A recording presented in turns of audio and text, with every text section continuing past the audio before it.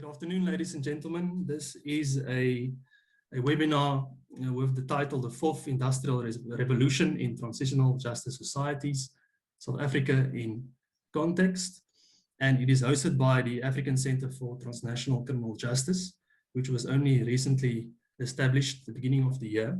So we are a new center. I am Wendell Norkia, and I'm one of the members of the center. We also have the acting director of the center here, who I will introduce later on. A special introduction and welcome to Deputy Vice Chancellor and Rector, Professor Tyron Pretorius, and also to the other participants.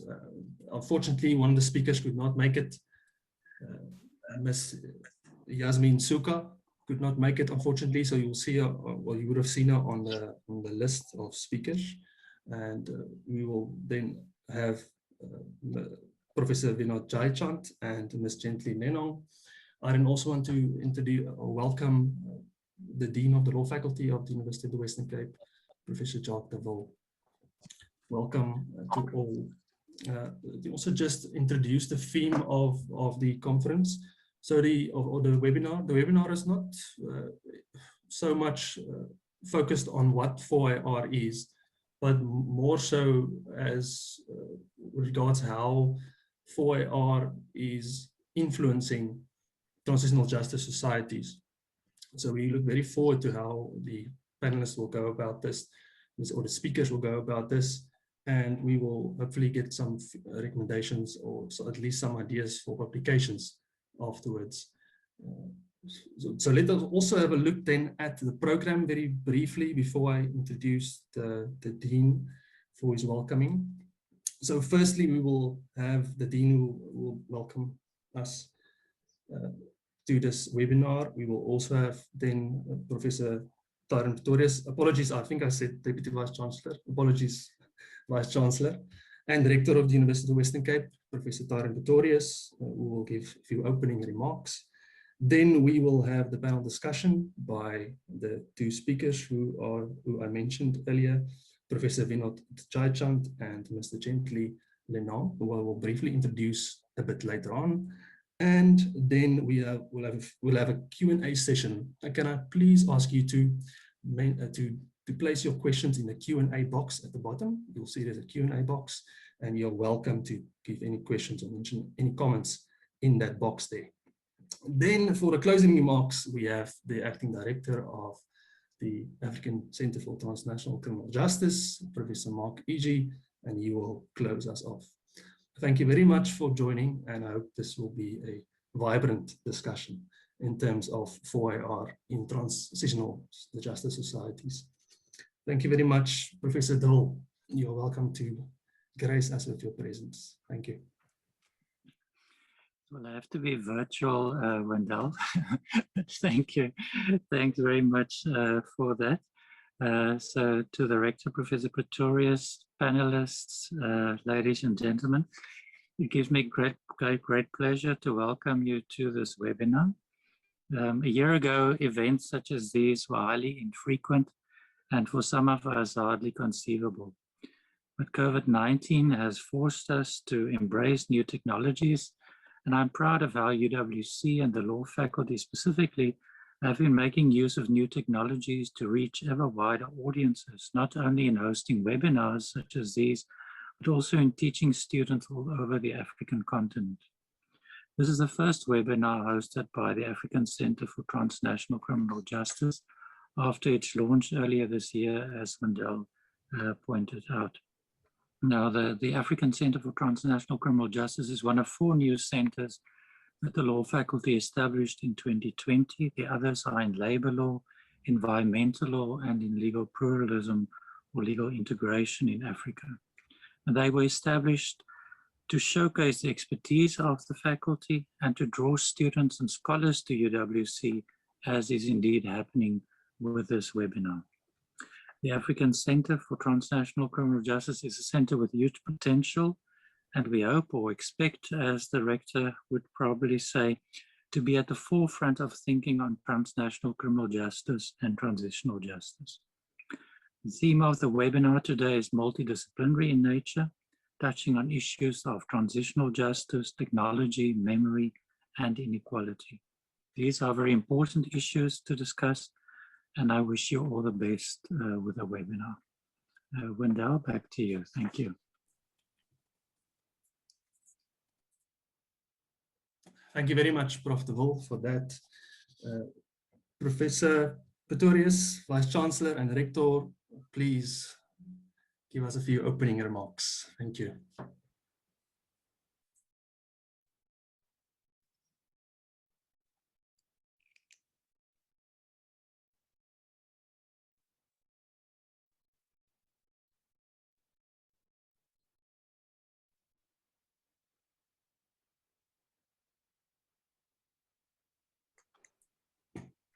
Sorry, I didn't realize I was on mute, and I just continued on my merry way, not realizing that you're not hearing me.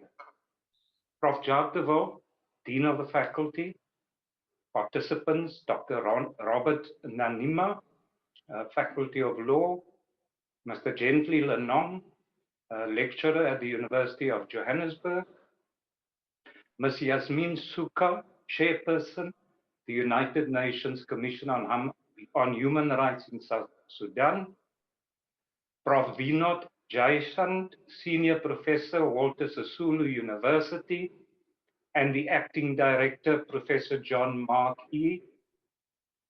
Guests, attendees, good afternoon. Welcome to the first webinar of the newly established African Center for Transitional Criminal Justice, and to our panelists who will be discussing the fourth industrial revolution in transitional justice societies, South Africa in context. Let me apologize for not being able to participate fully in the webinar, but my schedule is quite hectic, and I do apologize for having to leave earlier. Much has been written and said about the fourth industrial revolution, the great opportunities for societies and the world at large as we embrace significant and new technological advances that will fundamentally alter how we live and work. Much has also been written about the challenges that will accompany this brave new world that we have already entered. The automation of jobs with accompanying redundancies, and an over-reliance on technology that will diminish our capacity as thinking humans. Late last year, the South African government released the Presidential Commission on the Fourth Industrial Revolution, the document that must act as a guide for the country's future endeavors and engagement, and what this revolution should mean to its citizens. In its executive summary, this document speaks broadly about the opportunities of the fourth industrial revolution and sets out recommendations such as investing in human capital capacity building, infrastructure, and creating platforms for citizen participation. It is an ambitious document that assumes that we can harness the power of technology and policy reconfigurations in order to leapfrog South Africa into a dynamic, techno-savvy, and techno-driven space. It also says that South Africa's vision for development is premised on resolving the nation's historical scars, expressed as the triple scourge: poverty, unemployment, and inequality. These are all true, of course, but the document leaves big questions about how we will, in real and practical terms, leapfrog into this exciting future. Because for many of us, we know our scars are not historical. In fact, many might say this country still bears wounds of the past that have yet to heal completely. We just have to look at the majority of our citizens to see evidence of this.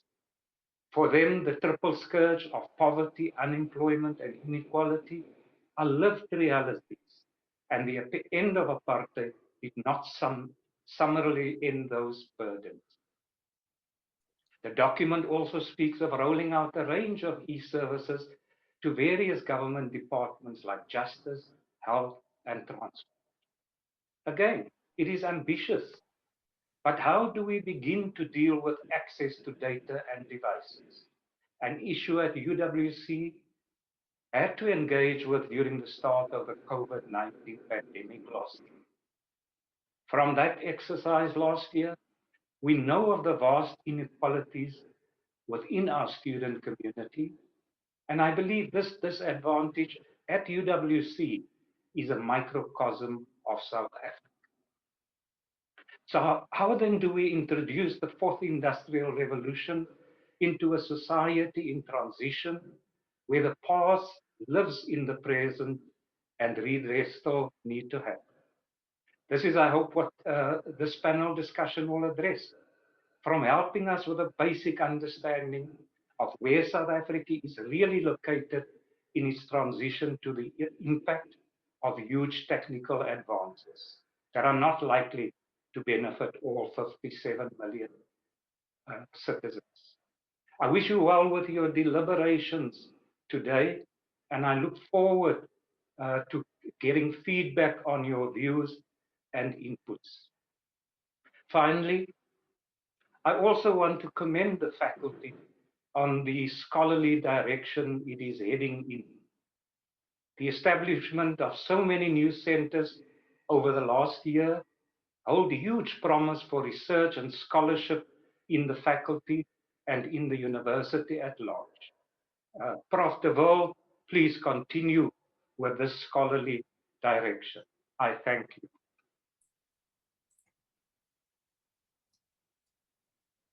Thank you so much, Professor Pretorius, for highlighting some of the challenges faced during 4IR and transitional societies. And it is definitely something that we will now discuss going forward in this webinar. Let me then also introduce our first panelist, Professor Vinod Jaychand, and he is a senior professor at Walter Sisulu University. He is then also at the Department of Legal Studies at the Faculty of Humanities, Social Science and Law. He is also then the former head of the School of Law of the University of the Witwatersrand and the former National Director of Lawyers for Human Rights. His presentation will deal with socio-economic justice in South Africa. Thank you so much, Professor Jaychand. We look forward to your presentation. Thanks.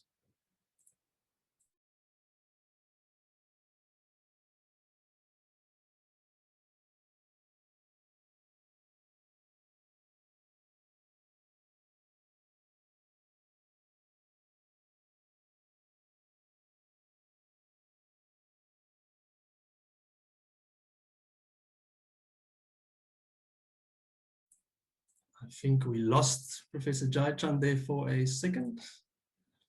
I think I needed to unmute. Okay. Thank you, Prof.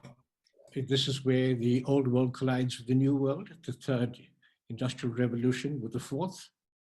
Thank you, Chair, for the invitation to speak today. Mr. Vice Chancellor, the Dean of the Faculty of Law, and friends and colleagues. My presentation today deals essentially with socioeconomic justice in South Africa. There's a set of PowerPoint slides that accompany this, but keeping in mind my technological backwardness, I could not get them onto the screen. So, keeping in mind that the fourth industrial revolution is going to impact on every aspect of our life, I searched around for a definition of what that meant. So I went to the World Economic Forum, and it said very clearly that the fourth industrial revolution is more than just technology-driven change. It is an opportunity to help everyone, including leaders, policymakers, and people from all income groups, to create an inclusive human-centered future and to positively impact their families, organizations, and communities. The Vice-Chancellor referred to the brave new world that we are going to come to in this fourth industrial revolution.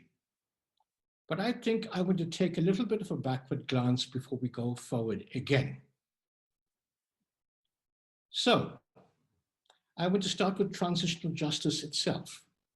In most other parts of the world where transitional justice was implemented, it was perhaps less difficult to investigate the atrocities of the past than to craft and implement a program of action for socioeconomic rights as a remedial measure. In South Africa then, the criminal justice system was unlikely to deliver convictions at that time due to the difficulties of unearthing the evidence, the high time and cost factors, and an inefficient criminal justice system. Well, much needs to be asked in around those statements that I made. Have things improved since then? But we know that few persons who did not apply for amnesty have been tried for their crimes or even been convicted. I'm sad at the fact that Ms. Yasmin Sooka could not be here with us because she was a key member of that commission who could have brought much insight to this debate today. So that's my first view of transitional justice. I now need to move to what has happened since then. Transitional justice has expanded in scope and content, and some people now challenge that rationale for excluding economic, social, and cultural rights in the transitional justice process. There were a number of reasons given for this, and since my talk is based on an article that has been published by the Notre Dame Journal for International and Comparative Law, which is available online, you can go through those details at your own particular leisure. But the major concerns around adding economic, social, and cultural rights was the issue of loading too high an expectation on transitional justice systems in emerging states. There are scholars like Paul O'Grady, who's in favor of economic, social, and cultural rights being part of that process. But he's also a little bit worried about overloading the plate, so to speak. Another scholar, Lars Waldorf, is against this because he believes that this is a political question and something for law reform and governments to undertake. So let's move from there quickly to the current state of affairs. One way to explain the current state of affairs that lie in the nature of South Africa's transition from 1994 to perhaps now is that when we look at the now, there is a clear lack of implementation of the right to housing, to food, education, and social security, mainly because of the scourge that has overtaken the government itself in the form of rampant theft and corruption. So that is one of the major anchors that my presentation is based on. The second is that the lack of pace in the transformation of our country has been compounded by the appointment of ANC cadres who have limited management capacity. A sound plan for capacity development and training of managers has not been prioritized from the outset. It lies somewhere in the background in policy documents, but not implemented. Instead, consultants develop unworkable plans and advise on how to explain away non-delivery and theft, which one particular critic who looked back on our transition from 1994 to now calls a choiceless democracy. So coupled with highly inefficient administrative and management personnel and corruption, efforts to redress historical injustices, poverty, and inequality have been largely unsuccessful. A key aspect to staunch the hemorrhaging of state funds has been contained in the Auditor General's reports especially starting with Auditor General Kimi Makwetu, who in 2013 and 14 reported that 62.7 billion worth of irregular expenditure was incurred. And unauthorized expenditure totaled 2.6 billion, which is up 2.3 billion from the previous year. Much more important than figures themselves is the quotation that he left us with. And he's sadly no longer with us, having passed away some time ago. And this is what he said.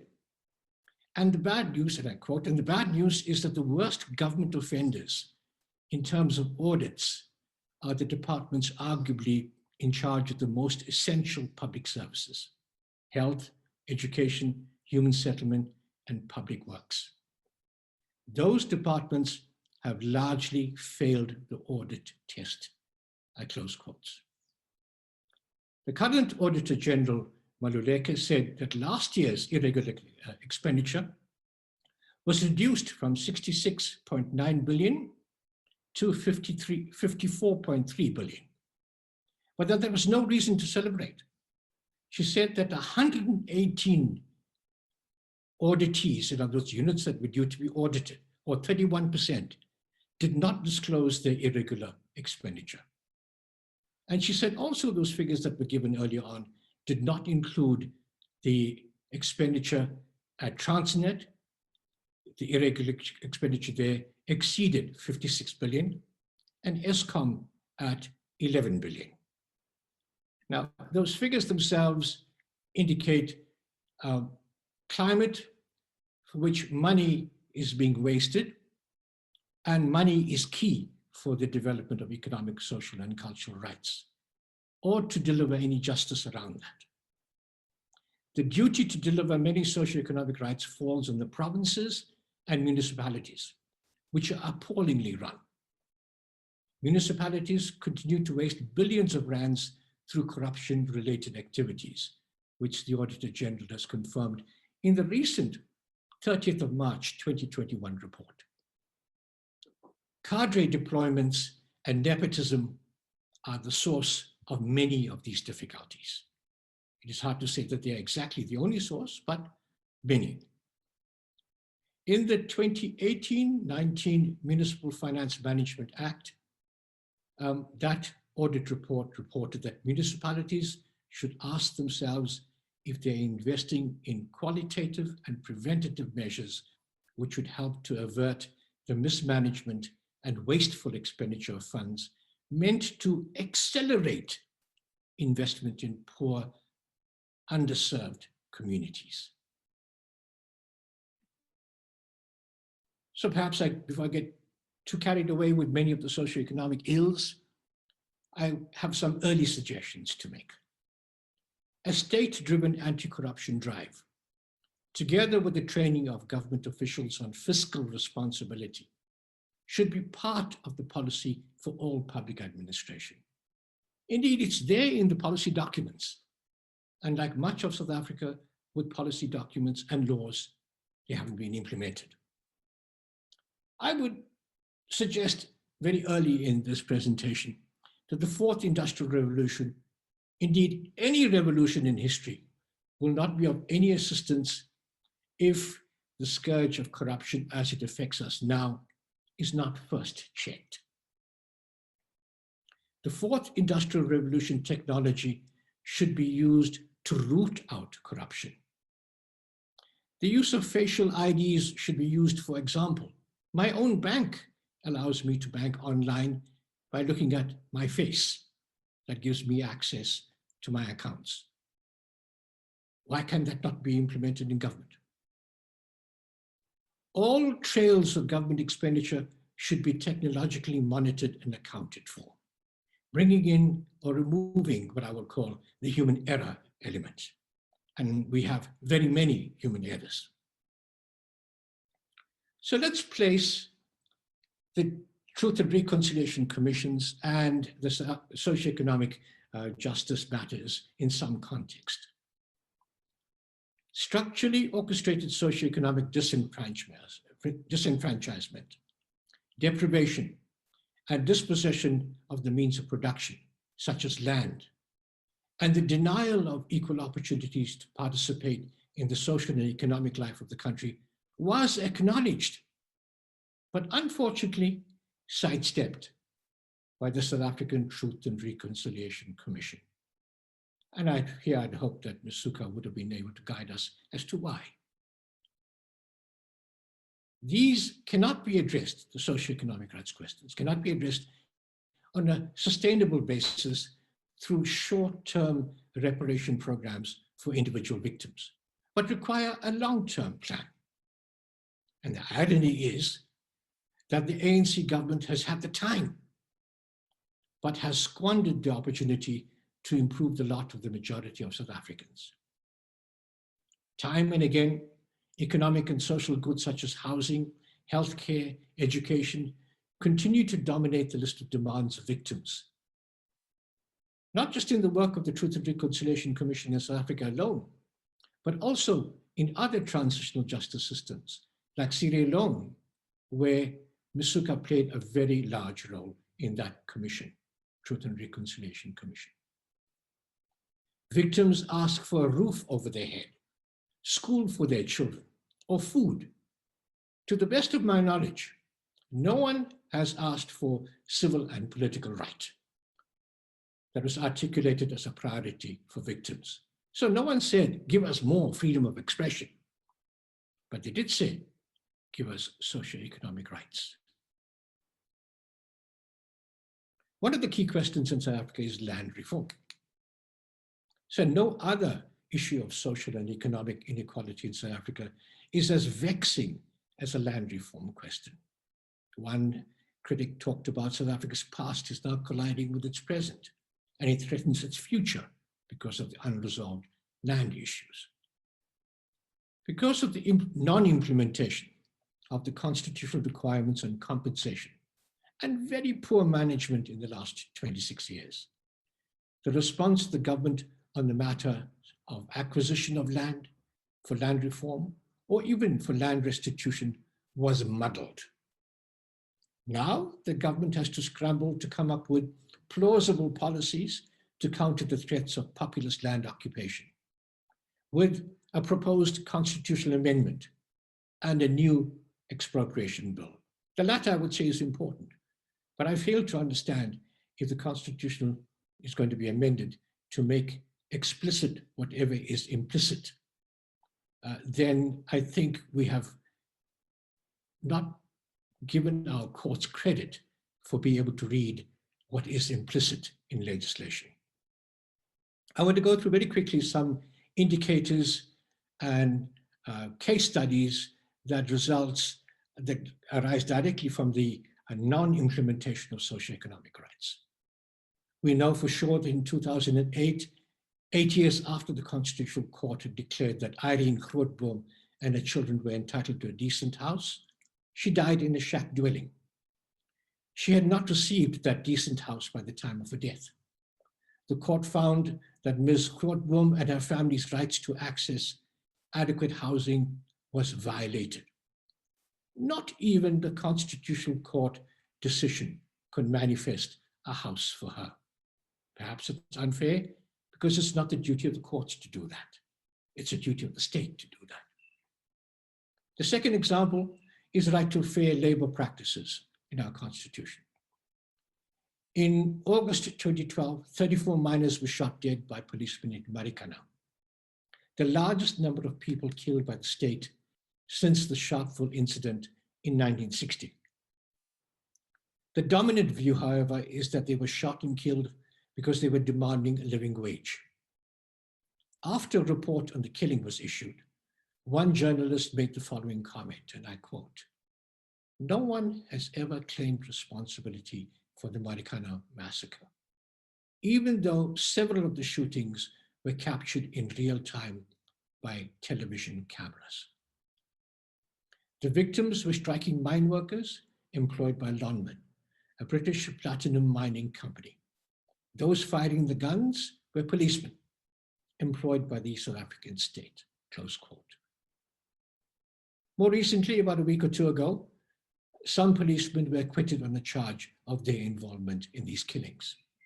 But apart from the reparations themselves, nothing has been done for the victims or their families.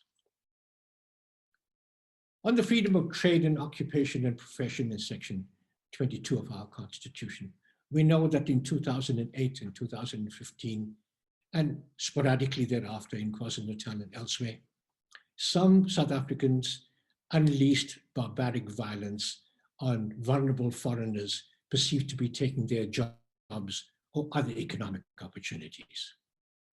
And these perceptions were confirmed in a report by Navi Pillay, the former UN High Commissioner for Human Rights.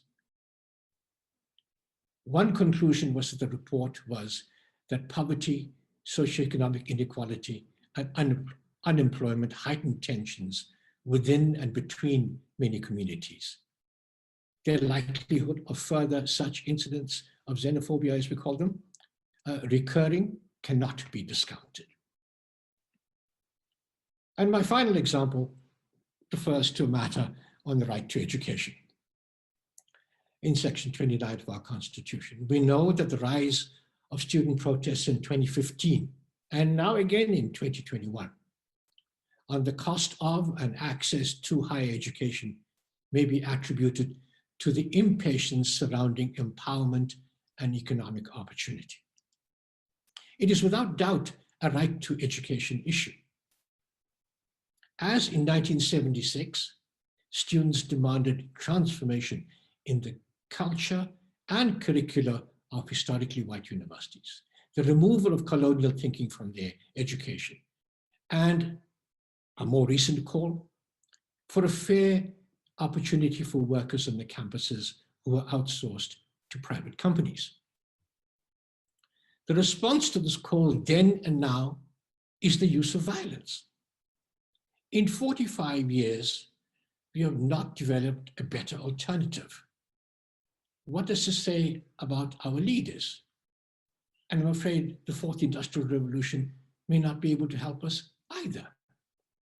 So let me see where I can connect those dots, and especially what the World Economic Forum was talking about, that there will be a better life for all, that there will be a brave new world, as the Vice Chancellor reminded us. The deferral of the promise of socioeconomic rights and their implementations were highlighted in each of those case studies that I referred to more recently. Some very short points before I conclude. South Africa has the means to provide the socioeconomic rights for all its citizens, if the billions are accounted for. But we looked at only some state operations and not the full picture of the country. The fourth industrial revolution technology should train, if not replace, human interaction with state funds once the procedure has begun. Now, the idea of training and reworking people's skills, etc., have been done to death in our country, but there has been little progress to show for them. The next point I want to make is that all public tenders should be evaluated through an online system, as New Zealand does, as we are doing right now in this new age of examining intellectual questions. We need to have competent and objectively qualified persons to be appointed in leadership positions, not cadres. Cadres encourage nepotism. Nepotism is the stepchild of corruption. So without drastic intervention, technologically or otherwise, socioeconomic rights are going to be continually denied, and socioeconomic justice will never be fulfilled. Thank you very much.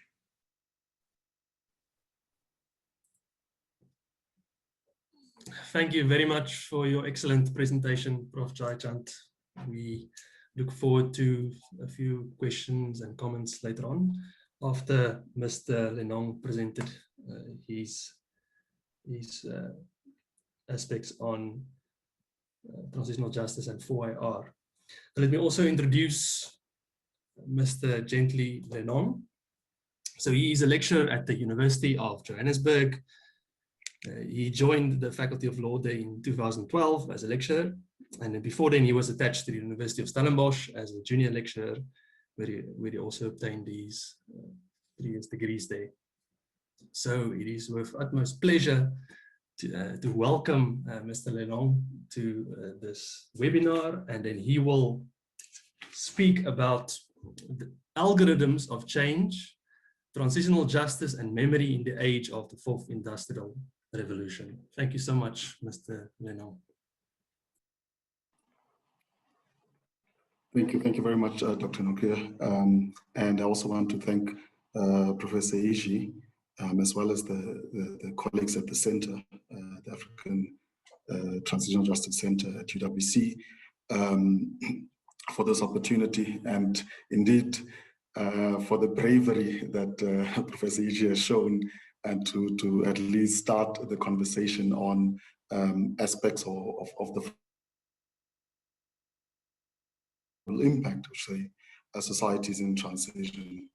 I want to speak on the research that I'm doing, this paper that I'm doing on memory and transitional justice in the fourth industrial revolution.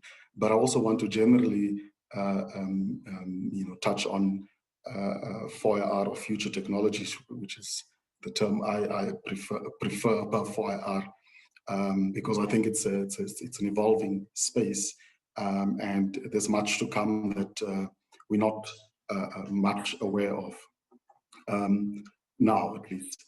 I also, I'm sorry, Dr. Norke, you can hear me now? Yes, we can. Okay, I just went without confirming. Thank you. So I think I need to start this presentation by stating that I've found more questions than answers in pondering the impact of future technologies, particularly those brought about by the fourth industrial revolution, on a society in transition from tyranny or conflict to peace, democracy, and civil governance. In particular, how future civil societies will collect and process information and or data to determine their collective truth of the past. The focus of my research in particular is on the primary question on how does biases in algorithms impact our collective memory of the past in the era of the fourth industrial revolution. And of course, here and now, I'm hoping that this research, allows time for a space for empirical research to answer this question more accurately, and also this is a further aim of this research. I also need to emphasize the point quite clearly that the fourth industrial revolution is not something that's there in the future. The fourth industrial revolution is here. Any one of us that are having smartphones, I mean, this platform, Zoom, uses AI technology also. It will be characterized by cross-cutting and rapidly changing technologies that will disrupt traditional human processes. And that's, just in general, one critical reason why transitional justice needs to consider the impact of these technologies on its processes and particularly the work of transitional justice practitioners. The question on what is 4IR, I don't want to dwell into that. There are a lot of definitions out there. But I think what Schwab from the World Economic Forum has written in his book, The Fourth Industrial Revolution, is probably quite an apt definition, in that part of it, he writes, open quote, "It is the fusion of technologies and the interaction across the physical, digital, biological domains that makes the fourth industrial revolution fundamentally different from previous revolutions." So technologies such as artificial intelligence, which seek to simulate human intelligence through coding of algorithms, and machine learning technology, which attempts to automate or autonomously predict future behavior of individuals by sampling past decisions and experiences.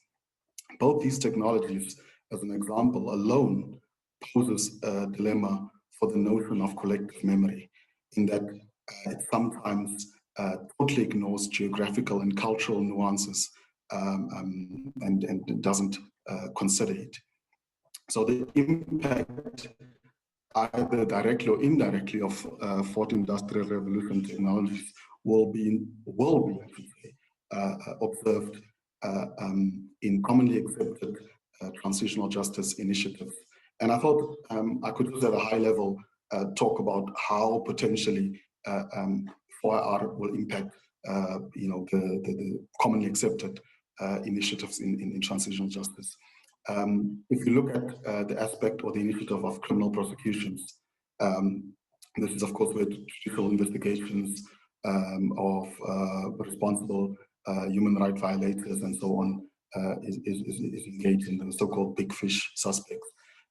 Here, the locating of those perpetrators through the use of 4IR technology becomes a critical tool in the arsenal of transitional justice practitioners. Of course, there's the challenge that in the absence of a liability regime for non-human violations, so this is where it's the algorithm that causes the problem for society. How do we attach liability in those cases? There's room for development of our judicial processes, of course, deal with that. I mean, we can just think as in a recent event with the storming of the US Capitol, how software was developed to be able to do cross-referencing and rapidly assist law enforcement there to be able to locate some of the perpetrators or leading perpetrators that were involved in that act. And so to post-conflict societies, these technologies can assist in locating such perpetrators. When we think of truth commissions, and in particular the inquiry that they have to do into the primary purposes, where the primary purpose is, of course, investigating, reporting, and making recommendations on key periods of human rights abuses. Here, the challenge that 4IR technologies will bring is, for instance, where there's this distortion, digital distortion of people's views and even their realities. For truth commissions, if not considering that, would mean that their recommendations will not be in step with where we are going, or where society needs to be able to move forward from past atrocities. In terms of initiative of reparation programs, this is of course where you mostly have state-sponsored initiatives that help repair some of the material and moral damage of past abuses. There's opportunity to expand reparation using 4IR technologies, and to link that with what Action has spoken about, to impact socioeconomic rights. And there's also an opportunity to leapfrog some of the historic challenges that we have in our country by using this technology, but of course in a balanced way, so that we don't create more problems in the solutions that we are trying to bring.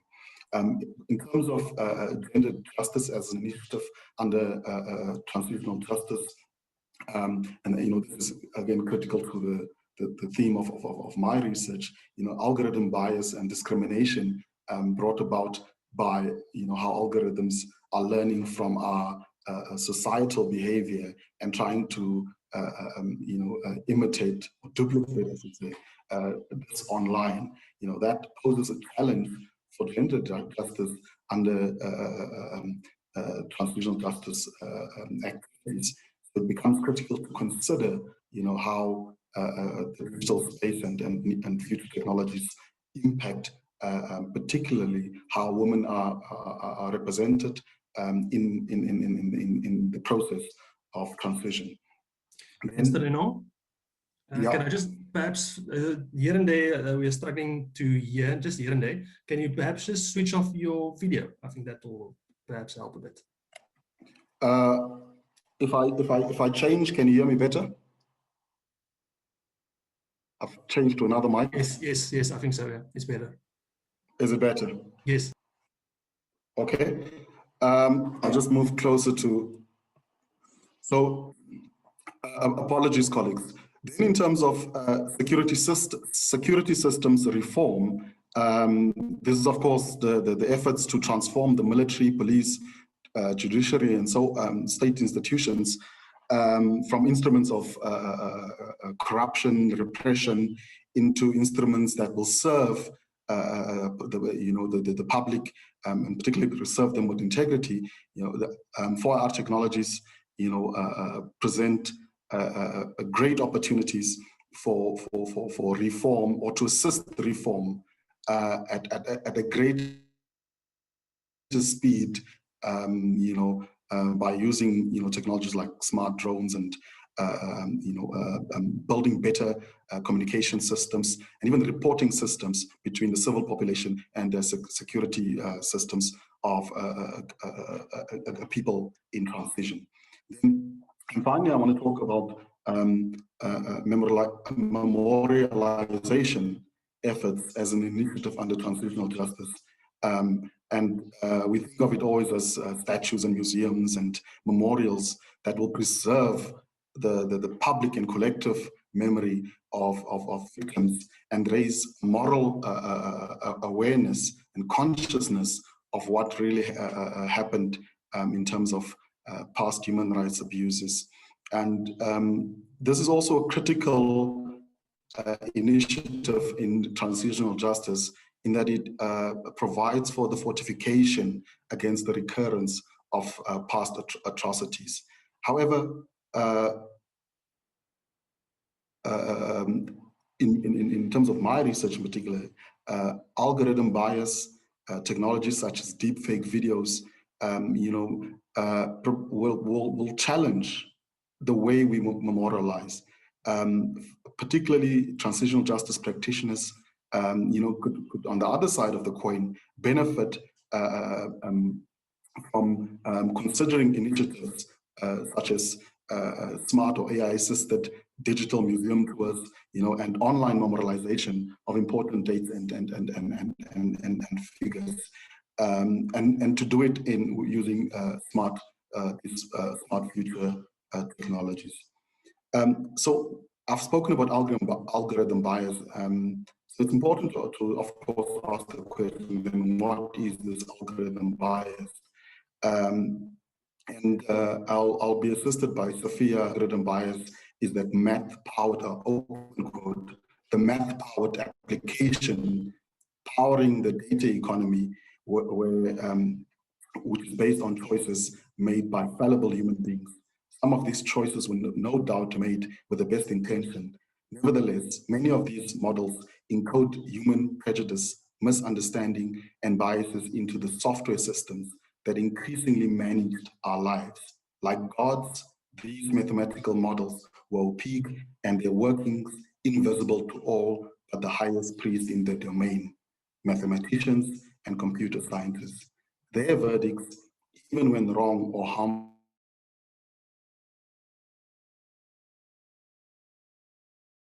were beyond dispute or appeal. It becomes then important to ask the question, why should the discipline of transitional justice be broadened to include reflections on 4IR technologies, in particular for this research, algorithm bias, and is there theoretical rationalization for this? I won't delve too much into in terms of time on this point.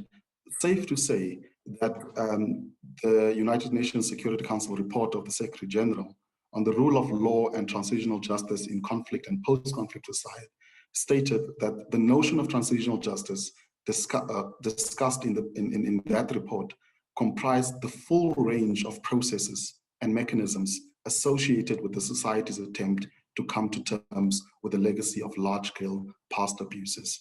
And I would want to argue in my research that in looking at the full range of processes and mechanisms associated with a society that can come to terms with its legacy, that we cannot ignore the technology, one that is going to be used in future atrocity, and I'll talk later on if there's time on Myanmar or Burma, and how we see now how technology is used there in order to perpetrate a lot of the abuses there. Then,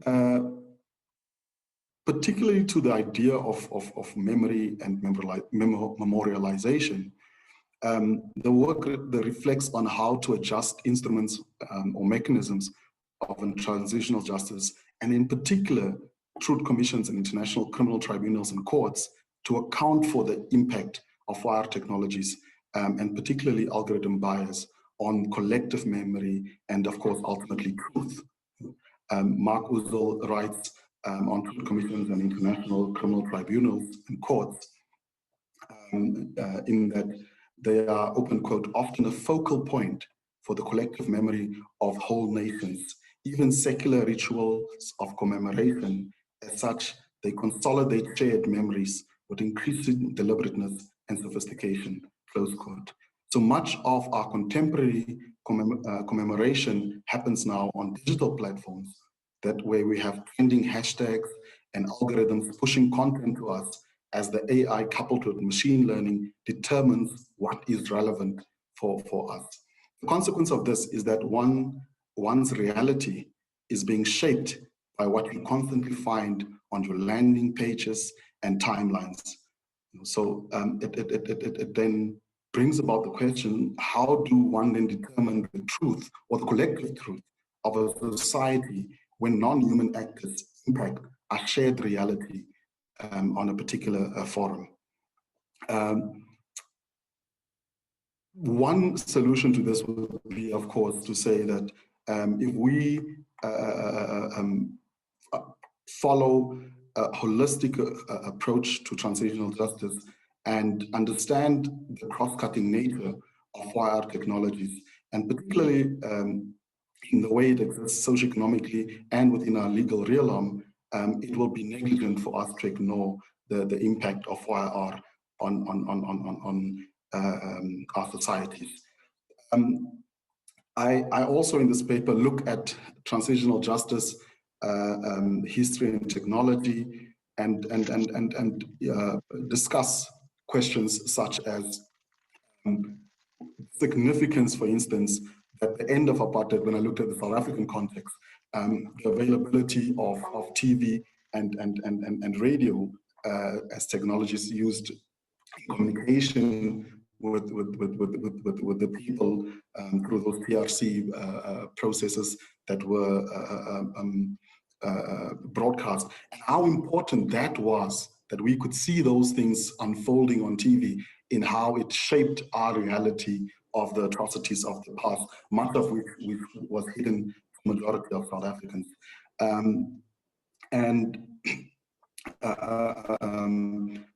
The algorithm bias will definitely impact transitional justice processes, particularly in terms of documentation, fact-finding, data analysis, and data visualization. And it becomes important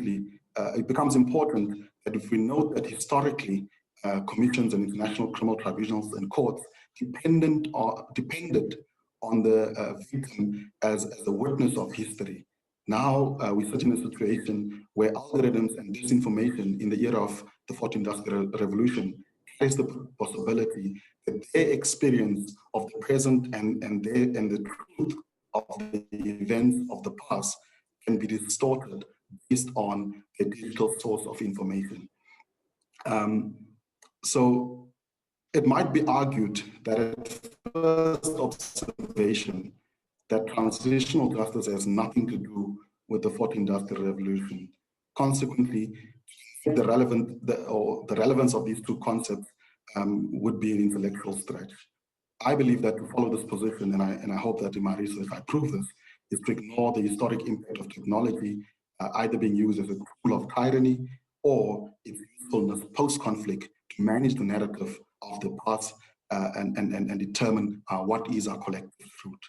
In describing an acknowledgement of the past as a dilemma of transitional justice, Kritz emphasizes that, open quote, establishing a full official account of the past is increasingly seen as an important element to a successful democratic transition. And acknowledging, close quote, and acknowledging, particularly in terms of the traditional values of transitional justice, such as truth, justice, reparation, and guarantees of non-occurrence, that these values will be ultimately compromised if 4IR capabilities are not considered in transitional justice generally, and with memory initiatives in particular, in that it will be challenged and discredited outside of the purview of transitional justice practitioners, and an alternative narrative will dominate the collective truth of a society in transition. Just briefly to touch, and I hope I still have some time, the current situation in Myanmar, and one writer, Ali, writes that, open quote, the state has spent years intensifying its assault on internet freedom, effectively weaponizing connectivity to create a dangerous information space dominated by pro-government and pro-military disinformation and propaganda. Activists, rights defenders, and ordinary people have become entangled in the country's sophisticated surveillance apparatus and have risked targeted arrest and detention if perceived as crossing the red line, close quote. And that in itself shows us that the online platforms, the digital platforms, the technologies underpinning them will keep, if they are taught, if they learn that this disinformation, this propaganda is what is available to people in that space, you know, they will keep on pushing that information, not only those people, but also to people around the world. And it becomes important to manage that narrative. I think in conclusion, I would want to say that we are all in the South African context familiar with remarks such as things were better under apartheid, or apartheid was bad, but and this is what we're very much familiar with as South Africans. It is only through us managing memory and memorialization that transitional justice can shape our future under a fourth industrial revolution paradigm. So what are the initial observations or lessons, I can say, that can potentially be learned from acknowledging the impact of 4IR technologies on particularly countries that will emerge from conflict situations? One is that transitional justice forums and practitioners needs to investigate the impact of non-human and algorithm bias, non-human actors and algorithm bias within the events that preceded conflicts. Two is that transitional justice processes needs to outperform, and I can even say dominate, the narrative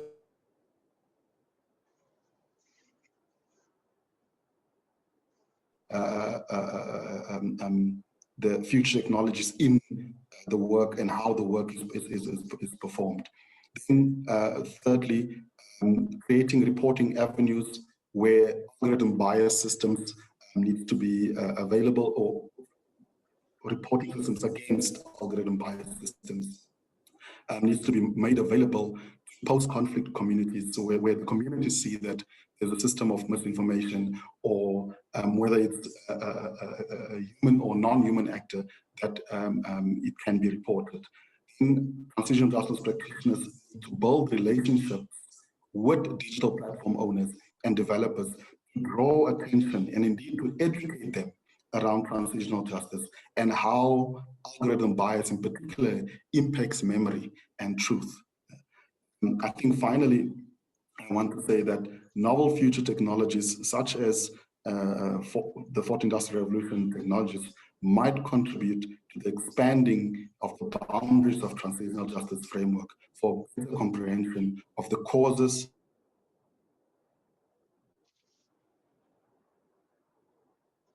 and redressing the offenderly.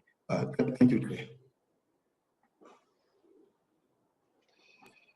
Thank you very much, Mr. Lenong, for that excellent presentation and telling us about how practical it actually is and how 4AR has been applicable since 25, 30 years ago already. And so it is interesting to note that.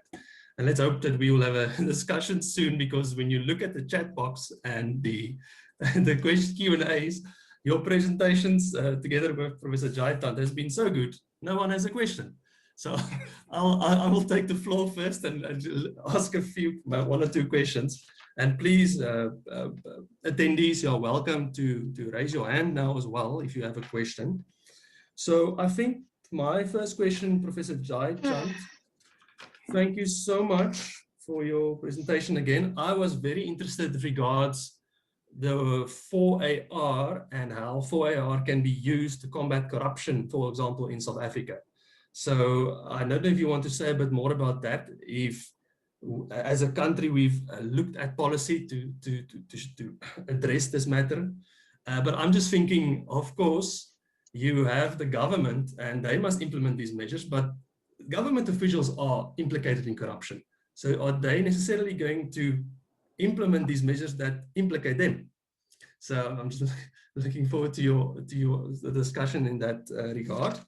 And I think for now, yes, you can just respond to that so long. Maybe there'll be also someone else who has a question. Thank you, Professor Jaitant.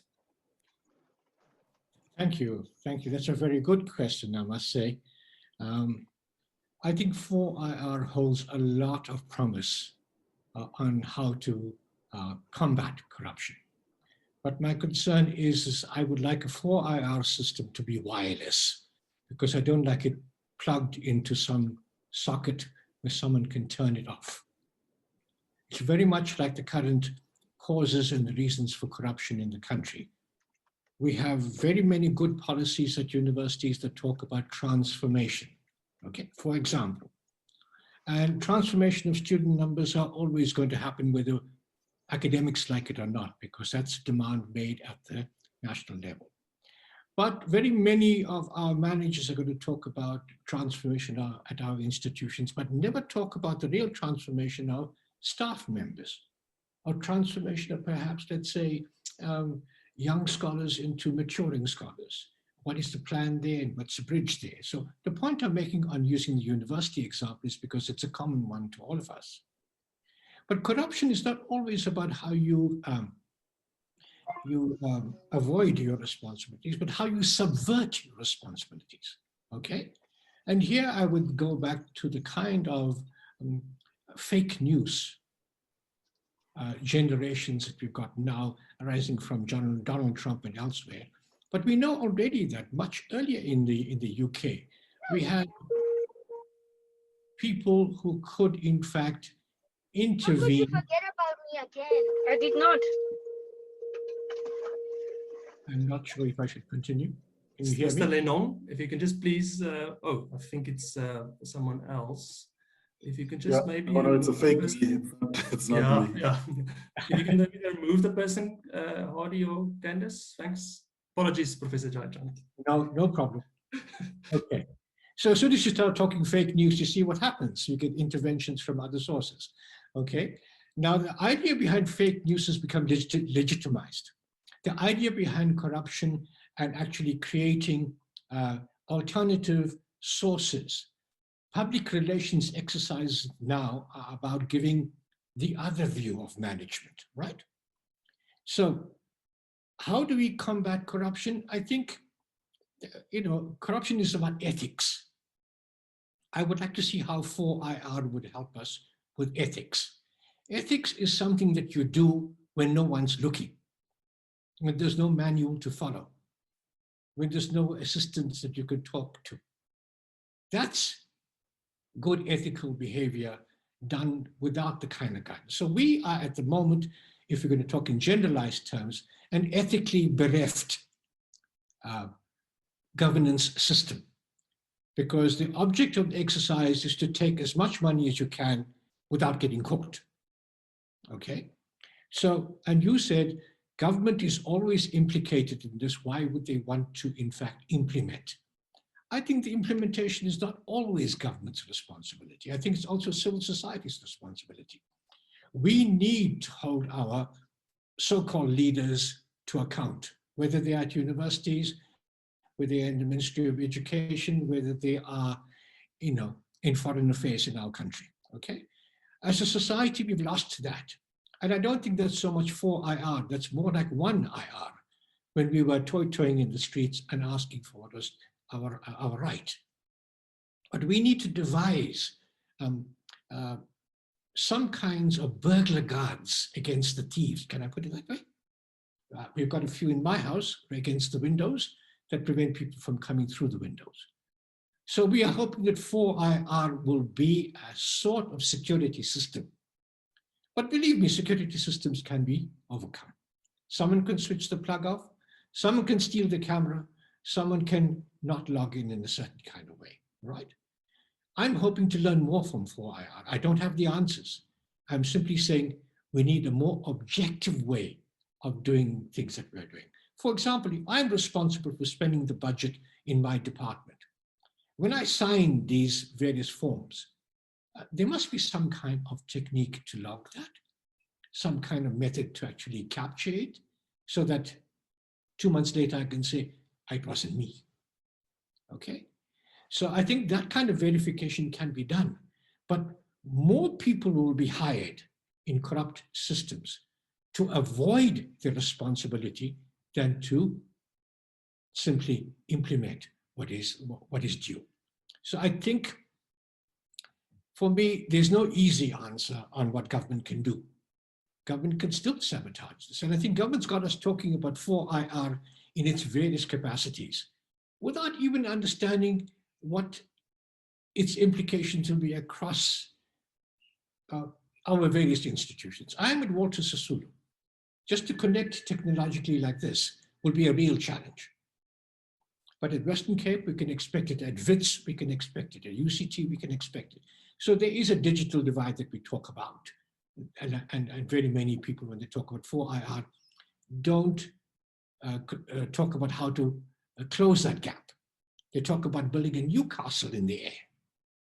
That's my major concern, is how, and I think that links to your kind of question, is how do we stop government from interfering with these new kinds of security systems that we put in place?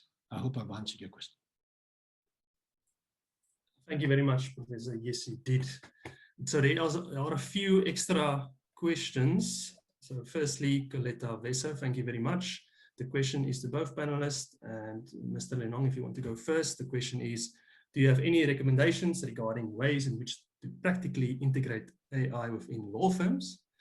Could you also speak to the affordability of AI and what effect this could have on justice? How important at this point is AI to the South African government? So it will be, I think, a very broad answer. Thank you, Mr. Lenong. I see that I can't start my video. The host has stopped it. It's fine. It's fine. Okay. All right, there we go. Let me say that the mistake that we will make when looking at 4IR technologies is to think that, or to follow a technology-first approach and then see how you can apply it. In terms of operationalizing 4IR technology in South Africa, it's critical that we look at our challenges and see which of these technologies used either individually or together would serve our purposes in terms of procurement, to bring transparency. We can use blockchain technology, for instance, on the corruption side, and I know that government is working on such initiatives. But you have the quagmire, of course, that the economy or that corruption ecosystem that was created, is now the same. Make decisions on implementing these systems. I think what's important is I will recommend this book by Richard and Daniel Susskind called The Future of the Professions, where they really delve into depth on what the future law firm and the profession itself will look like. I personally think AI will be important for law firms, but probably the most important skill set for a lawyer in terms of 4IR, in my belief, is data analytics or data science. It will become more important, I think, than our traditional legal education, because much of the work done at the moment in law firms can be automated. And in the US, there's already law firms that have more engineers than lawyers. The two critical technologies that will be working together in the future law firm would be artificial intelligence and machine learning, and being able to predict much of the things that are common and move that off the desk of lawyers. However, the bottom line cost to create these systems is going to be expensive, especially if you look at it from different jurisdictions, because I think up until a system is designed that can have cross-cutting applications and where you can learn, or the machine learning can happen in the vacuum of that jurisdiction, companies will struggle. There is opportunity for law firms in South Africa to develop this, and I'm sure it develop it and be able to sell it to other law firms, which I think at the end will bring down the cost of developing those systems. At the moment, it's of course not affordable for an average law firm to be able to benefit from that.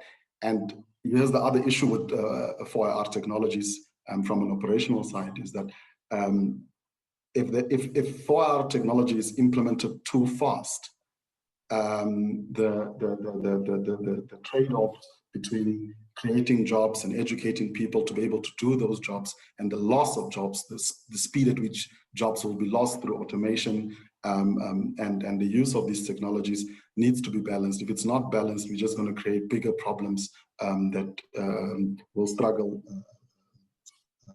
to solve. I think there was another question, Chair, was it how should populations in Africa, countries with low internet penetration, instrumentalize new technology to enhance accountability and promote transitional justice and goals? Yes, you can also perhaps touch on that. Yes, thanks. Okay, so the first issue of low internet penetration, with digital infrastructure as a key component to realizing the fourth industrial revolution, it should be noted that because we in Africa don't have a lot of the historic aged infrastructure, telephone lines and all of that should assist a speedy rollout of digital infrastructure. I see it as an advantage, because people that have nothing will adopt something faster than people that already have something. Low-cost ways such as a satellite internet connection provide critical, key opportunities for countries to invest in order to leapfrog the challenges of historic infrastructure that was not there. And how those technologies, of course, can enhance accountability and that's why you saw in Myanmar, even in Turkey and with Arab Spring, one of the first things governments do is they disconnect the people. They want to disconnect the people. But when you have those technologies to keep communication and documentation of atrocities alive, it will help post-conflict to help with accountability, and it's also deterrent for governments that seek to oppress. That if they know that they don't have control over these means and that the people control it, or that people will always connect, even if they switch off the domestic systems. So I think leapfrogging the challenges provides an opportunity to manage accountability and deter atrocities from even happening in the first place. Thank you, Dr. Murray. Thank you very much, Mr. Lenong. Prof. Jaichand, can I also ask you to have a look at another question in your answer now, in terms of the impact of 4IR on unions? For example, the attendee mentioned here the impact on the agricultural sector, for example. Thank you. We have about 20 minutes left, 24 minutes left for questioning, so I think we still have enough time. Thanks. Thank you, Chair. Thank you. These are tough questions to answer, but I will try them. There was a question about the impact on law firms. I think COVID's proved a few things for us. We don't need offices. This dining room of mine doubles up as an office when it's necessary. So I think the way in which legal practice has conventionally been carried out is going to change much faster than very many of the practitioners have been trained for. For example, the way we file papers, the way we in fact deal with property transfers to the deeds office. There's a range of mundane work done in law that a robot can actually replace a person for, quite frankly. So I think, without knowing enough about artificial intelligence, but I think some things are quite repetitive in law, and that can be done by artificial intelligence mechanisms. So the possibility of being replaced by such artificial intelligence is real, okay? So law firms themselves are going to have to shift to catch up with the way in which justice systems work. For example, in Brazil, there is a certain court which never meets in person, live together. They've been doing this for at least 10 years. They're meeting only on platforms like this. They hear cases. They actually read papers in the way in which our Constitutional Court recently heard the appeal of our former president against a judgment that is likely to come his way. So the Constitutional Court justices all sat in their offices. Counsel argued from his office, and opposing counsel did the same. So that's going to become the new normal. Expect that will happen that way. And in Brazil, you don't have to wait 3 months for a judgment. The judgments will come in as soon as each of these, what we'll call cyber judges, responded to the main legal questions. So those courts are in place already. The question is, how quickly are they going to substitute our notions of justice can only be done in person and in front of, and in public in front of a judge, okay? So there's a range of constitutional and other issues that are likely to arise from that, and I don't have the time to go through that. There is a question also about the Fourth Industrial Revolution and unions. Well, clearly the threat of being replaced by artificial intelligence is real. And I think unions need to keep that in mind. So with the levels of efficiency that's demanded from a human being, it is likely that you can get artificial intelligence to replace you. Clearly, not too many unions are now going to have mass meetings. And if they do, some of the slogans will have to change. I don't know, maybe you should write the slogans. Some Amandla doesn't quite read quite the way in which you say it, and with gestures and the like. So it'll be a new way of conducting meetings, a new way of getting information from your membership. And all of that is going to be a challenge in its own way, because some people are going to be empowered and others are not. This will bring me to the question that, Chair, that you probably haven't asked me yet, but I see Professor John McE has already asked me that I appear to be a little bit pessimistic about 4IR technologies being deployed by civil society organizations and let's say elsewhere. But my pessimism doesn't arise from its capacity to do things. My pessimism arises from the fact that poor infrastructure leads to or entrenches inequality. So until we get infrastructure all together at the same level, whether it's in the Eastern Cape or in Gauteng, whether we have the same capacities, understandings, and ability to use either the marketplace of ideas or even interaction with communities, there is going to be a wider divide between those who have and those who don't have. And now it will be around technology questions. So those are the sorts of quick answers I have. I wish I had the crystal ball or even the knowledge that Mr. Lenong has about the future. I don't, I'm only guessing, but I do know it's happening while I'm still talking to you. Thank you very much, Prof. It's excellent. Mr. Lenong, I have about 3 questions for you. One of the attendees, Mr. Joel Chigada, asked, what about the 5th industrial revolution, the mix of humans and machines? How should we rather look at that as well? And then there's a question about whether South Africa should move towards a universal basic income as technological advancements threaten an already small labor market. And then I think that ties up with there seems to be a gap between the underprivileged and privileged. Will 4IR not widen this gap? I think for now, I think that's okay. Those 3 questions. Thank you, Mr. Lenong. Yeah, let me start at the back and move forward, because I think the last question or the first question should be reasonably quicker to answer.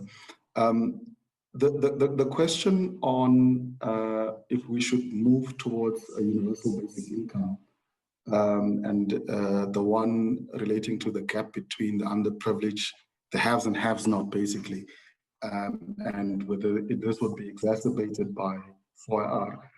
Indeed, if there's no intervention, it will be exacerbated. I believe, or I'm of the belief, that if we provide our people with digital infrastructure, meaning the ability to connect at a low cost, and we provide them the skills, and I also believe that much of the skills can be gathered for either cheap or free online. During this lockdown period, I've learned so many things from carpentry to growing mushrooms from YouTube videos that I'm doing at my home. And it's all skills that you learn online, and you can do that rapidly. How do you manage the process? Universal basic income could be one way of managing the transition. And we already have a digital divide, not only in terms of the haves and have not, but one which as a father of a girl child, I'm very concerned about, which is the digital divide between males and females. And of course, what the efficiencies and greater yields in production that 4IR technology will do without too much human intervention, that's going to cause challenges for us. But universal basic income is just one way, but it's not a sustainable way of addressing those challenges. I think we need to invest in human capital, and through investing in human capital and allowing people and creating the digital infrastructure, government would create an enabling environment for people to empower themselves. I just also wanted to add just a comment on agricultural sector and the relevance or the position of unions. Unions that sit with the problem that even asking yourself, what is work in this era? Not even, I have my sister that lives in Germany, and seamlessly used to travel between South Africa and Germany, and she works for PayPal, and she's never been in a PayPal office, to make an example. So which union does she belong to, have to belong to?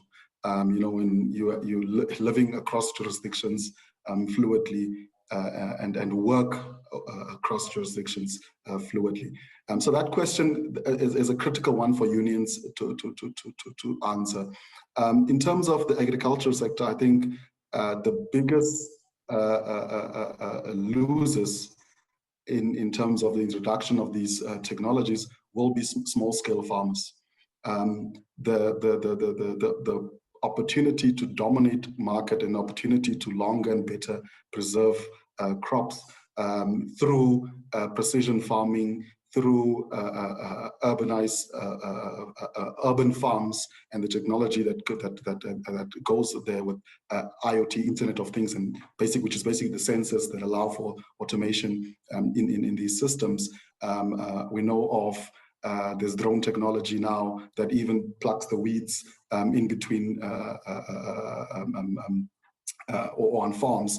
Things that used to be done by low-skilled laborers will be taken over by a machine that you purchase once, and then it's just the maintenance. There's no salary, there's no labor law that you need to consider, and that creates a big problem.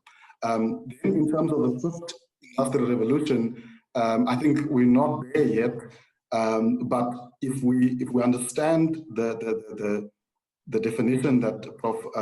Schwab gives us, in that the fourth industrial revolution is the fusion of technologies and the interaction across three dimensions, one being the physical, two being the digital, and third being biological, which means that especially through nanotechnology and quantum computing that's also coming, that our physical bodies and the digital world, our physical world and the digital world, as well as our biological world in our bodies, is merged through all these technologies.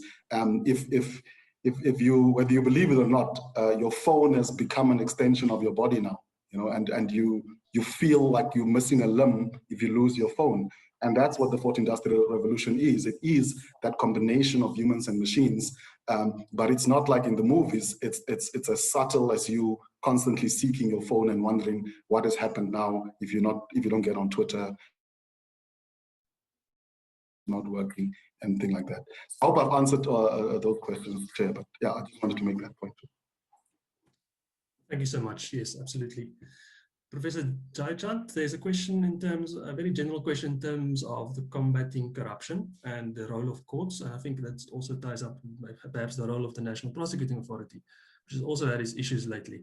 But I think it's just perhaps your opinion about the role of the judiciary and the NPA in terms of combating corruption, because I think all of us know that it is a massive problem in our country. So how do we address this? Thanks. Yes. Thank you. I see the question from Sandra Miller, and it's a very good one. But remember, the courts are still functioning probably in the second industrial revolution, right? Courts don't prosecute themselves. They get information, and two parties, in fact, present information to them. One of the major challenges, and without making any excuses for the prosecution in this one, is the missing files. How is it possible that files can go missing? If they were digitized, they probably would not go missing. Or if they did, somebody would pull the plug on them. I'm not sure, okay? So the court's response to corruption can only be measured by the response of the National Prosecution Authority to the urgency to prosecute. On corruption issues, often we get forensic evidence, and we've been told that's hard to get. But in the fourth industrial revolution, it should be much easier, right? Especially if we have all of our processes tied up in a kind of verification system, okay? But right now, we still have people carrying files. We still have people with a docket. we still have persons walking from point A to point B to present information. Before a court of law, you need to bring the whole ledger, explain how on the 24th of the 7th month, 1922, some money went missing. Now, all of that requires a level of fast forwarding. And courts can only respond, and I think courts also need to play a role in catching up, in modernizing their responses through 4IR, on asking the kinds of relevant questions so that they can get quicker to a prosecution. So it's a matter of evidence, what is brought to court, and I'm afraid it's woefully slow at the moment, to the extent that it entrenches corruption to being, or normalizes corruption, because we expect now anyone who goes into government is going to be driving a sports car soon.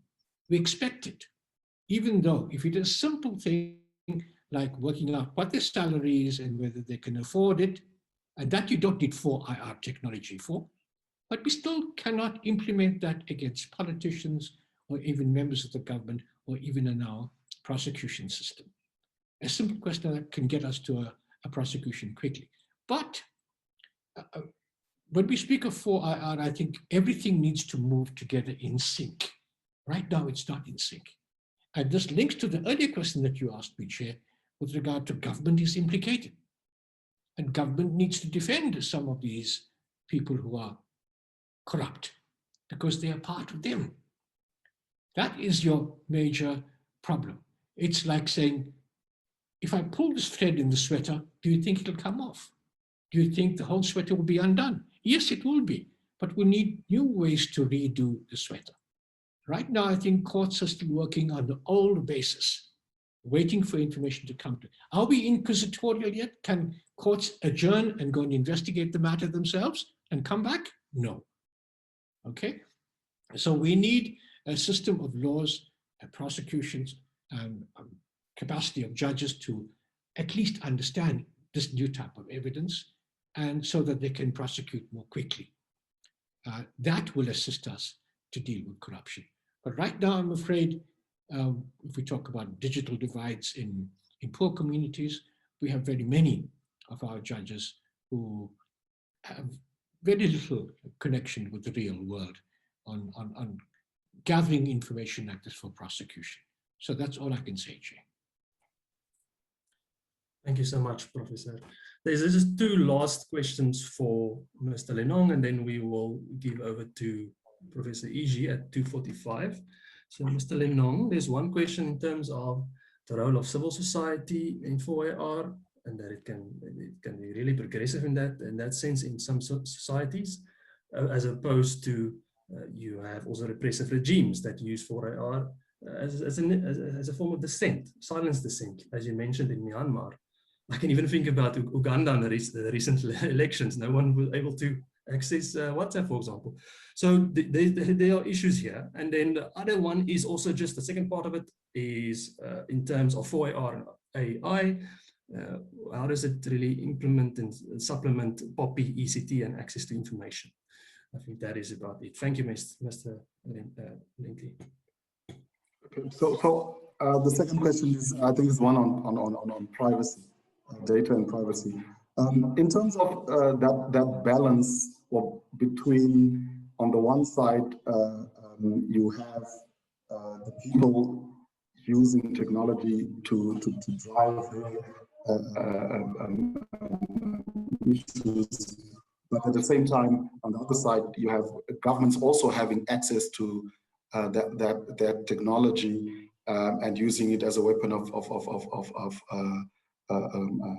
oppression or to silence dissent. I think the critical thing is 4IR will not solve those socio-legal, if I can put it like that, problems, because it stems from how people see government. Do they see government as an extension of themselves, or do they see government as something removed from them that they need to combat or fight? Because if people see government as part of themselves and take ownership of government, then you democratize this technology, and the people recognize that they are part of government, and they can use the technology to dismantle those repressive regimes, because the people are just more than the government officials or representatives. And that's why even in my research on memory, I consider it so important for transitional justice that there is a counter narrative during transitional justice processes. Because if you don't have that counter narrative, these algorithms starts believing that this is the one view of events, and it just proliferates, and it becomes the digital truth or the online truth. But in reality, on the ground, people hold a different truth, and it impacts how history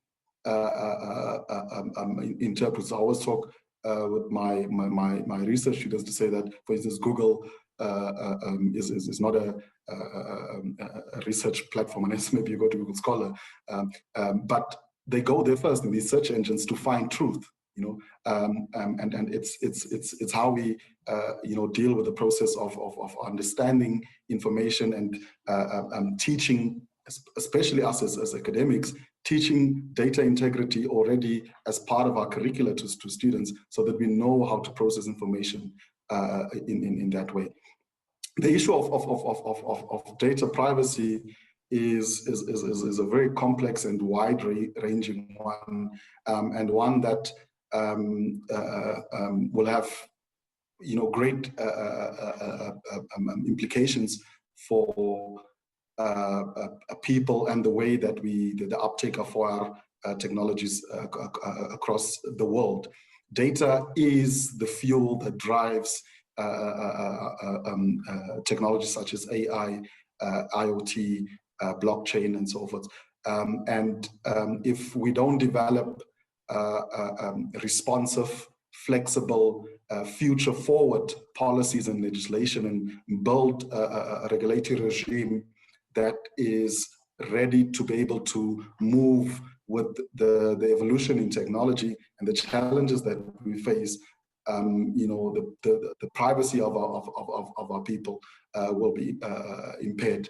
I also do believe that there is existing legislation that, if interpreted or channeled or interpreted correctly, will allow us a way of managing, particularly foreign corporations that provide cryptography services such as Zoom here to South Africans in the way they manage our data. There should be, we need to use what we have, interpret it in a way that upholds our constitutional values in South Africa, but also critically that we develop the necessary legislation, and policy that will be sustainable, and not something that, because the technology moves so fast, the areas of its application move so fast, the problems that people face are evolving constantly. If we delve,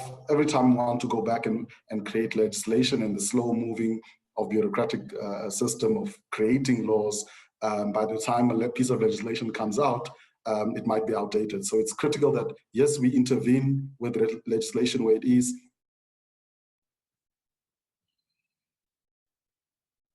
It recognizes our core constitutional value system, because I think that's it provides a big enough protective net to make sure that our fundamental rights are protected in South Africa. Thank you. I hope I've answered the questions. Thank you so much, Mr. Lenong. I really appreciate it. Thank you so much, Professor Jayachand, for your valuable input into this discussion. Also, thank you very much to all the attendees who asked these questions, really interesting. So let me now hand over to Professor John Mark Iji, who is the Acting Director of the African Center for Transnational Criminal Justice, with a few closing remarks. Thank you, Professor Iji.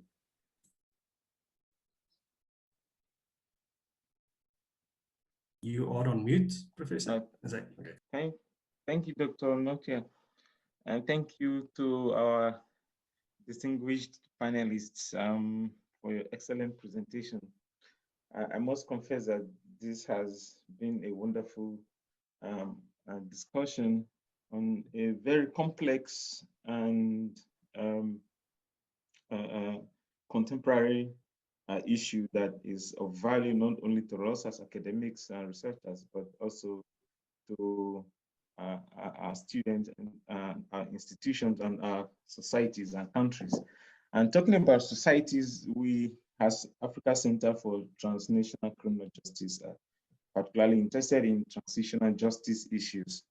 And I completely agree with the main thrust of Professor Jinchant's presentation in the fact that he asserted that with the huge infrastructural deficit that a transitional justice country like South Africa faces, and then the fourth industrial revolution is very likely to deepen existing inequalities. I mean, you can only talk about fourth industrial revolution if someone has access to, let's say, something as basic as a phone, not even to talk about what kind of phone and other kind of devices that provide access to use these technologies. And that is one, and that ties in with the reason we settled for transitional justice societies, because Africa has, Professor Jaichan pointed out during our phone conversation when we talked about this webinar, whether or not Africa actually experienced the previous industrial revolutions. And I thought about that, and I thought maybe when we look at slavery and colonialism, we can see why the previous industrial revolutions produced benefits to much of the global north, and Africa had a nightmare of those industrial revolutions. So we'll, of course, you can argue that yes, the benefit did trickle down to Africa eventually, maybe after 200 years, maybe. But that leaves us with the question of whether or not the experience of the fourth industrial revolution for African countries will be similar. And if we don't want a repeat of history, what should government and policymakers, and in fact all stakeholders, do to make sure that, like Mr. Linon pointed out, we leapfrog on these problems.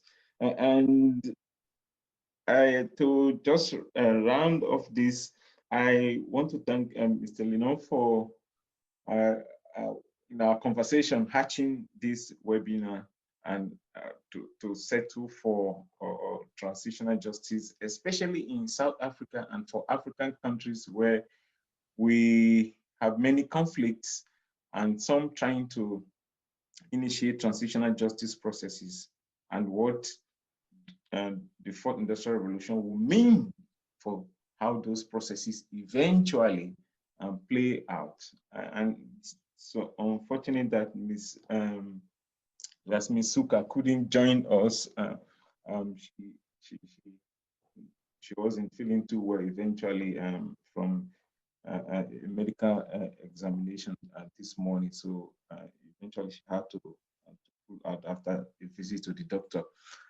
So she would have given us a bit of background, then we can better situate this fourth industrial revolution in a transitional justice society like South Africa in its proper historical context, judging from the decision by the TRC to sidestep socioeconomic rights, which I think, in my own opinion, would have helped us to avoid many of the unaddressed problems that we are grappling with, which are essentially socioeconomic rights issues.